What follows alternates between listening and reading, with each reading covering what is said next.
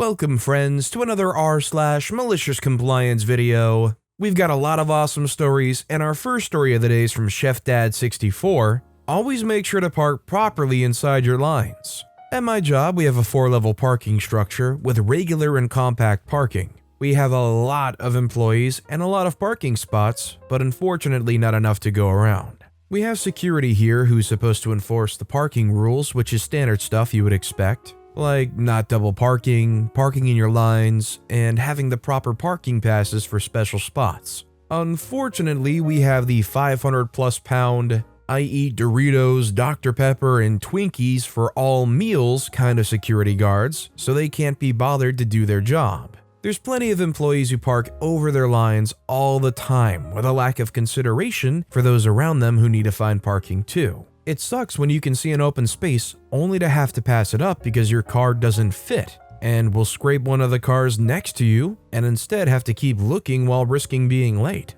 My job is a stickler for tardiness. Even being 1 minute late is enough to get a write-up. To get back at these jerks, I've simply been following the rules. They said stay in your lines, so that's what I do. Thankfully, one of my cars is an old beater car I use for work and errands. It could use a paint touch-up, but I don't really care about the cosmetics of this car. Basically, I can park anywhere I need to without issue for the most part, even if someone scratches or dings me. So when I see spots at work and the idiots are parked over the line into my spot, I just park in my lines as close to their driver's side as I possibly can without touching it. And if they complain, well, you're in my spot, buddy. I don't know what to tell you. Needless to say, this has pissed off plenty of employees who have had to waddle their way across the passenger side to the steering wheel. But hey, maybe you should consider not being a jerk and have consideration for all those who need to find parking and get to work on time as well. If you had to deal with bad parkers like this all the time, would you have any remorse about basically boxing them in? Even to the point where they might not even be able to squeeze into their car regularly, unless they can somehow get in through the trunk? Let me know if you'd be happy to box these people in the comments down below. Our next story is from the Milk Jug. We can only get one hotel room now? Okay. Many years ago, I used to work for a company that did a lot of traveling. We're talking 12 to 20 hours a day in a truck with another guy, often for 5 to 10 days at a time. When we stopped at hotels, which was not every night, sometimes you slept in the truck, we would get separate hotel rooms so you would have a little bit of personal space. There was a per diem rate, and as long as we kept the hotel rooms under that rate, it was never an issue. Well, after about 15 years of this, the company suddenly decided that separate rooms was costing too much money. We had to share rooms now, regardless of the cost. The job market was fairly good at this time, and a few guys basically quit on the spot, and the rest complained a lot. Now, this actually created two forms of malicious compliance. The first one is instead of looking for a moderately priced hotel, often the drivers would max out the accepted rate. For example, often we would drive out of major cities and stay in the suburbs where hotels and motels are cheaper. Not anymore. You'd find a really nice hotel downtown, and you'd have to pay for parking down there too for the truck, so you expense that also. Then some guys took that policy a step further and would walk into the hotel and say, "I'll give you the max rate for this room." They would chat up the hotel desk, explain the situation, and deliberately overpay for the room, spending every cent they could underneath the max rate, just to cost the company a bit more money. The second bit of malicious compliance took a bit more conniving behind the scenes. Shortly after this change was made, it just so happened that the head manager of the company needed to head out on one of these trips, which was a relative rarity. Through some backdoor dealings, a few of us managed to get the most obnoxious, smelliest driver on the schedule with him. The guy was a bit of a trip. Nice guy, but didn't like to shower very often. Talked your ear off and refused to turn on the radio. Was really pretty slovenly and liked to watch adult entertainment really loud on the TV in the hotel room. Wasn't the brightest bulb either, but was relatively competent at his job and easygoing otherwise. After sharing a hotel room with him for one night, the manager decided he needed his own hotel room. We made sure everyone in the company knew the manager would not even hack it for more than 1 day sharing a room, and this caused some pretty strong strife. A few more good guys quit. Shortly thereafter, they reinstated the policy of individual hotel rooms. But now the damage had been done. Some of the guys really liked staying downtown, so the parking fees for the trucks went up, and the overall cost of the hotel rooms went up too. This is definitely one of those management things where they try to cut costs by, not thinking about the humans that are actually working for them. And little did they know, this was just one of those things that if they tried to scrounge on, would just forever damage that ecosystem on both sides trying to find the most reasonable situation. You showed your true hand and showed that you didn't really truly care about the comfort of the people that work for you that do some pretty insane work. So after forcing them through that and then saying finally, okay, we were wrong, we take it back, they're not just gonna go back to trying to get you the best deal. You don't do that for them. By the way, if you're enjoying these stories, make sure to hit those like and subscribe buttons down below so you never miss any of my daily videos. Our next story is from 12345 ABCD1234. If it works after a restart, it's fixed. Story time. I worked for a $7 trillion company, one of the largest broker-dealers in the world. My laptop, working remotely with a special login key, would take 5 to 8 minutes to connect, log in, and load up everything. If I didn't wait the extra 2 minutes after logging in before clicking on stuff, it would just freeze up or not load. Sometimes it still wouldn't work, so I would restart, and that usually worked. One day they updated software and changed a program and a restart wouldn't work. Did a second and a third, called tech help. We went through everything I'd tried already, which saves everyone's time, but they had me restart 2 times more. That did work, so they said it was fixed. I said, okay, great. Next morning, same thing.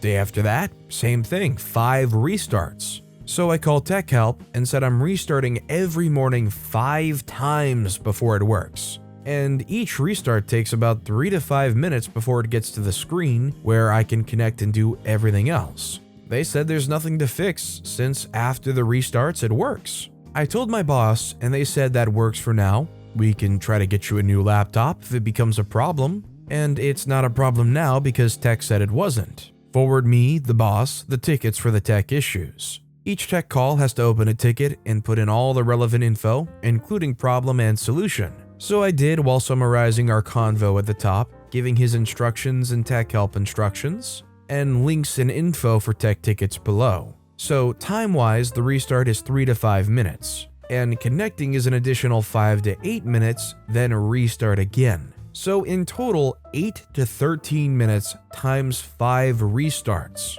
Easily an hour or more, just trying to start my day. And for my last 7 months there, I got paid an hour minimum a day for just trying to connect and do nothing. My boss knew it would happen, which is why he wanted to cover his butt himself and me. I still got my work done and was a high performer. It put me in the middle high, which didn't affect anything, just meant less work for the same money. Good times. I mean, as long as OP can kind of multitask in a semi-recreational way, as in have their phone out while it's starting up and waiting for it. As long as OP doesn't have to literally sit there and just sit for an hour doing nothing but staring at a loading screen, then yeah, I mean, that's not a bad way to start your day every single day. You just have an hour to sit there, kind of rejuvenate yourself, and press a few buttons and wait. This next story is from Routine Molasses. Lock your ID away? As you wish. I'm a low runner at a supermarket that's known for not bagging your groceries for you.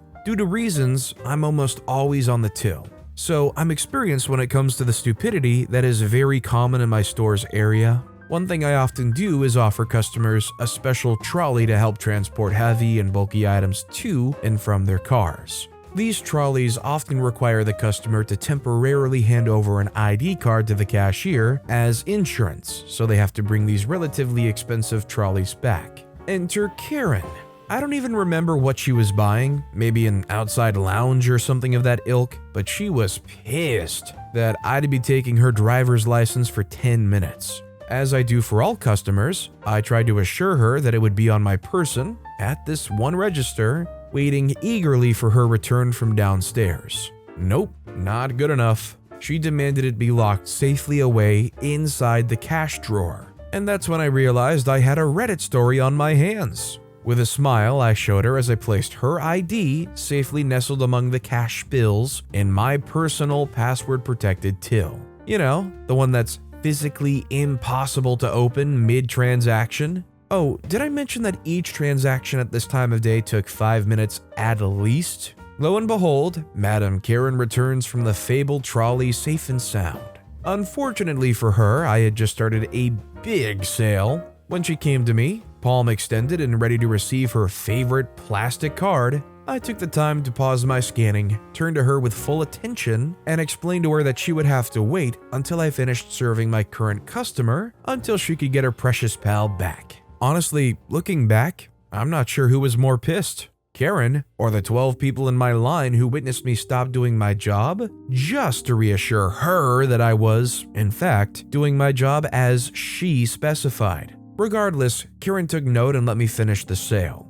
I took extra care with this one to make sure no products fell over or got even the slightest bit wrinkled as I rung them up. Time consuming, yes, but isn't a job well done worth it? I love that this Karen was so untrusting, like as if this cashier is just going to take their ID and, I don't know, check out and leave with it? They're on the clock, what are they gonna do? Stash it away and say they never had it? Take pictures and try to do nefarious things with it? I don't know what this Karen was super worried about. And our final story of the day is from I Think I Broke This, Expenses versus Per Diem.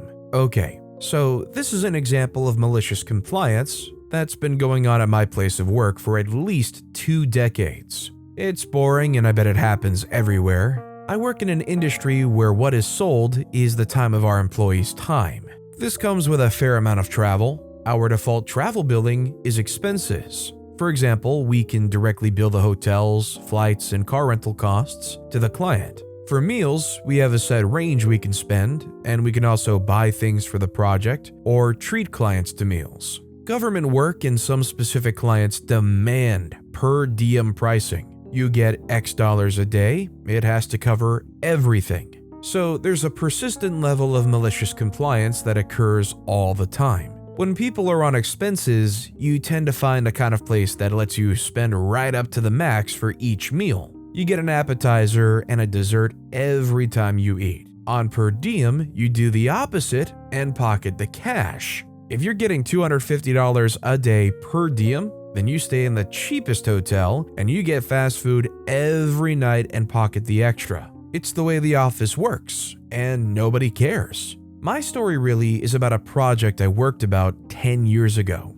The part of the company I'm in was subcontracted by our part of the company that usually works with our government clients to write a report. This would involve 3 site investigations. Those of us traveling to site presumed that since we were doing government work, we would be on per diem. The day before we flew out, we discovered that our company had determined that since we were subcontracting to ourselves, that those of us working for my part of the company would be on expenses, since our client was another part of our own company. However, the project team was 1/4 of the people from my part of the company, and 3/4 people who were in the only government clients group. That group was by law required to be on per diem. Cue the malicious compliance.